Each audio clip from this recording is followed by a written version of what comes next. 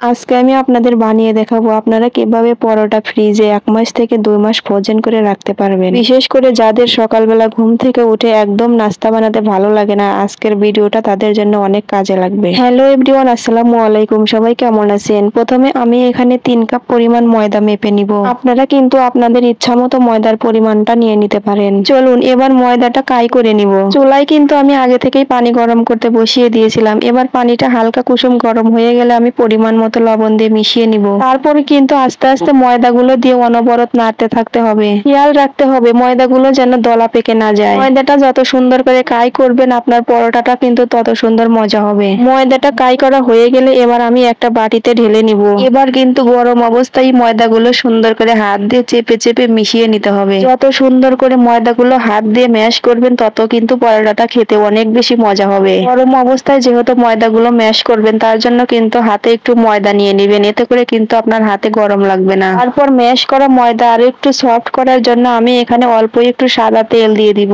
তেল দিয়ে কিন্তু আরো কিছুক্ষণ যাবত ধরে আমি ম্যাশ করে নিব। দেখেন আমার ময়দাটা কত সুন্দর সফট হয়েছে। এবার আমি একটা ঢাকনা দিয়ে ঢেকে প্রায় 10-15 মিনিটের মতো রেস্টে রেখে দিয়েছিলাম। এতে করে কিন্তু কাই করা ময়দাগুলো আরো অনেক বেশি সুন্দর সফট হয়েছে। যাই হোক, এবার আমি পরোটা বানানোর জন্য প্রথমে একটা রুটি বানিয়ে নিব।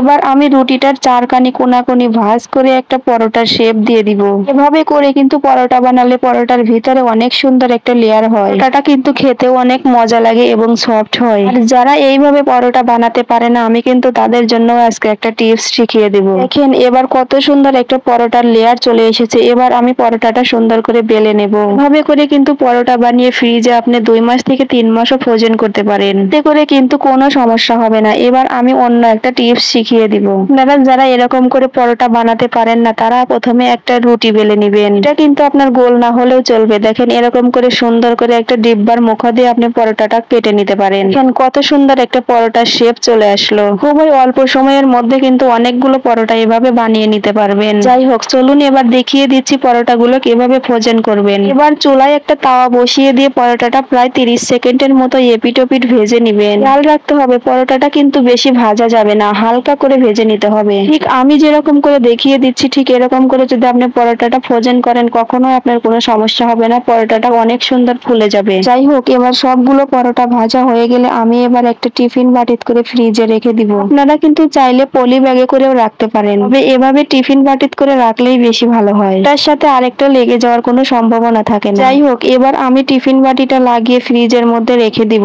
তারপর চলে আসলাম 2 দিন পর। আমি কিন্তু ফ্রিজ থেকে পরোটাটা বের করে একটা পরোটা ভাজি করে আপনাদের দেখিয়ে দিব। দেখেন পরোটাগুলো কিন্তু কোনোটার সাথে কোনোটা লেগে যায়নি। যাই হোক, এবার আমি একটা পরোটা আপনাদের ভেজে দেখিয়ে দিচ্ছি। আপনারা কিন্তু পরবর্তীতে পরোটা ভাজার সময় হালকা করে খুন্তি দিয়ে এরকম করে চেপে চেপে ভেজে নেবেন। পরোটা ভাজার সময় কিন্তু সামান্য পরিমাণে একটু তেলও দিয়ে দিবেন। আর যারা বাটার খেতে পছন্দ করেন তারা কিন্তু বাটারও দিতে পারেন। দেখেন পরোটাটা ভাজার পর কত সুন্দর নরম আর সফট তুলতুলে হয়েছে।